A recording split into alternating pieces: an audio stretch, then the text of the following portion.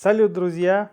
С вами Армен, это гид гитарного звука, и в 4-м эпизоде серии «Курс молодого творца» мы обсудим дискретные устройства, выполняющие функции разных частей усилителя. Поехали!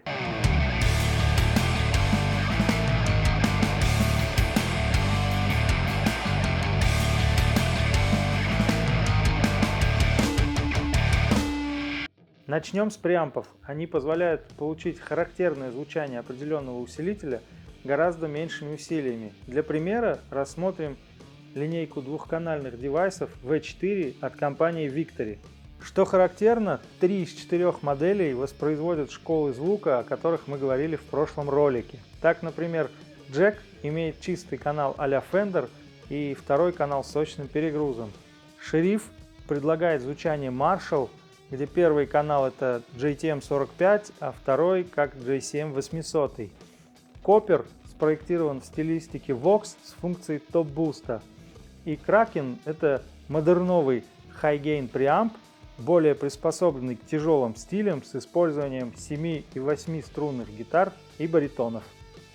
Также, если вы в поисках подобного устройства, стоит обратить внимание на компанию Synergy, которая построена на создании компактных преампов не только собственной разработки, но и часто в сотрудничестве с авторами оригинальных схем по лицензии.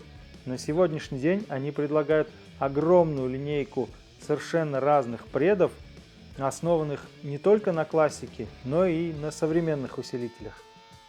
Необходимо отметить, что педали типа Amp in a Box и вышеупомянутые преампы имеют принципиальную разницу в звуке и функционале. Так, если педаль разработана для подключения в input усилителя, то пред включается в разрыв, таким образом замещая родной преамп усилителя.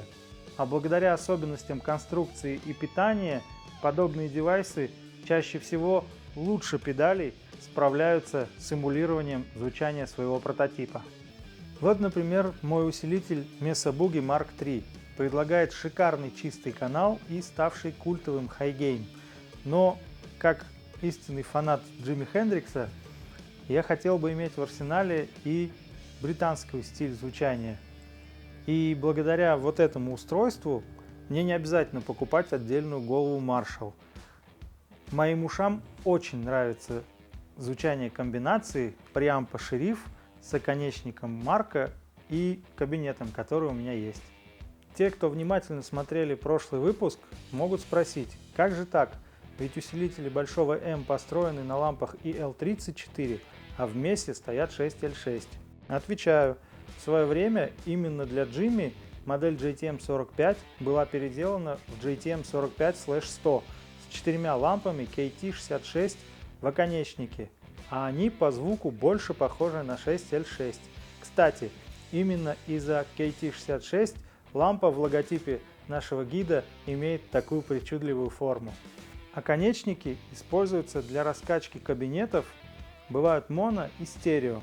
Последний, среди прочего, используется для техник записи Wet-Dry и Wet-Dry-Wet, о которых мы поговорим в следующем выпуске.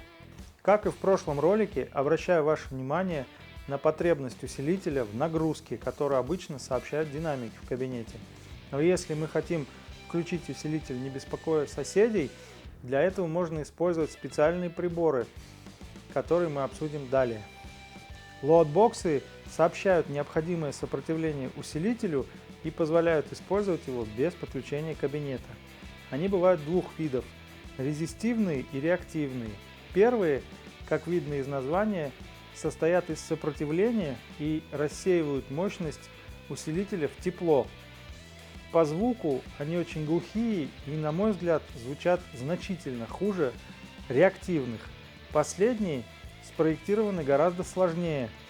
Они воспроизводят кривую сопротивления динамика или, другими словами, природу взаимодействия оконечника и настоящего кабинета.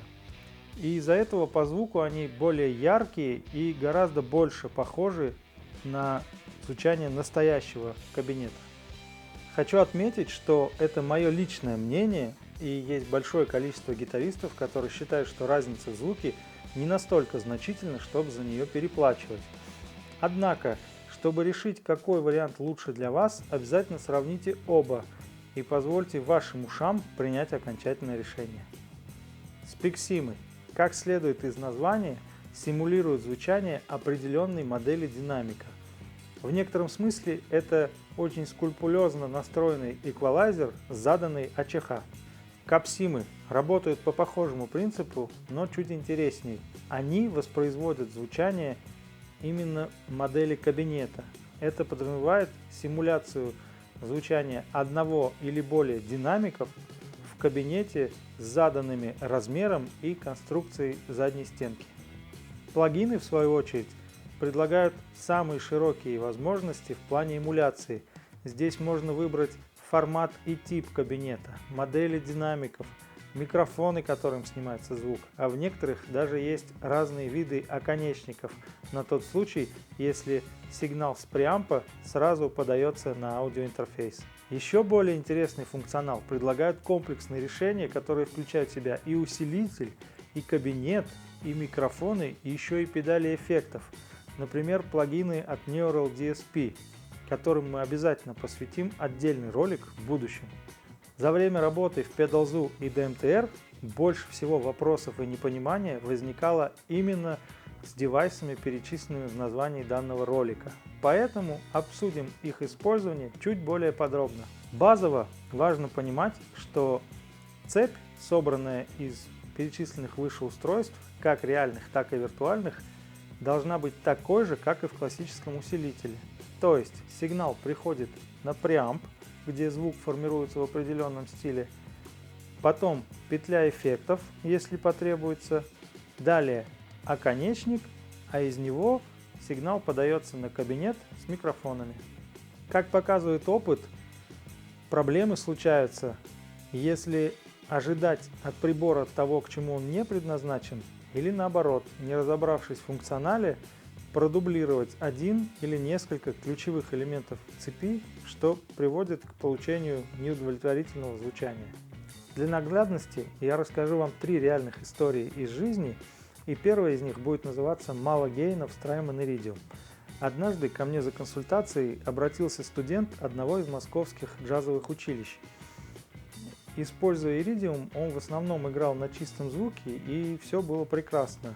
Проблема возникла, когда ему захотелось более фьюжена джаз-рокового звучания. При выкручивании ручки гейна на Iridium возникал неприятный шум, несовместимый с выступлениями на сцене и тем более с записью. Для выявления проблемы я пригласил его в гости с педалбордом и питанием, чтобы все перепроверить. После тестов оказалось, что все его оборудование работало исправно. Проблема была в том, что Iridium не подразумевает эмуляцию усилителя с высокой степенью перегруза. Для решения проблемы я предложил ему просто добавить в цепь педаль дисторшена, которая придется ему по вкусу. Мы потестировали цепь с несколькими из моих педалей, подобрали лучшую, и в итоге коллега остался очень доволен. Если у вас похожая ситуация, могу порекомендовать Love Pedal Zen Drive в версии Blackmagic. Это очень элегантный дист, которому я обязательно посвящу отдельный обзор в будущем. Вторая история будет называться Preamp Synergy не звучит как на видео. После приобретения модуля Synergy Morgan AC покупатель хотел вернуть его из-за плохого качества звучания. Для выявления проблемы он пришел в магазин со своим ноутбуком и аудиоинтерфейсом, и я попросил его подключить все как дома. Оказалось, что коллега подключал преамп напрямую в аудиоинтерфейс и не использовал никакой эмуляции оконечника, кабинета и микрофона. Мы установили Two Notes Wall of Sound, подобрали оконечник с EL84 и кабинет с Alnica Blue. И, о чудо, все зазвучало прекрасно, проблема была решена. И третья история, очень похожая, только с преампом Twin Mark III от компании Shiftline. При использовании связки с Two Notes KBM звучание получалось, мягко говоря, очень странное. И оказалось, что коллега, не разобравшись в функционале преампа, не знал, что в Twin есть эмуляция кабинета. А после ее отключения все звучало отлично. То есть очень важно не только не пропускать звенья при формировании цепи, но и не допускать их дублирования, чтобы в звуке не получалась каша. А на сегодня на этом все. Если у вас возникли вопросы, не стесняйтесь задавать их в комментариях, буду рад ответить. Спасибо всем, кто досмотрел до конца, и до новых встреч в кривом эфире. Пока!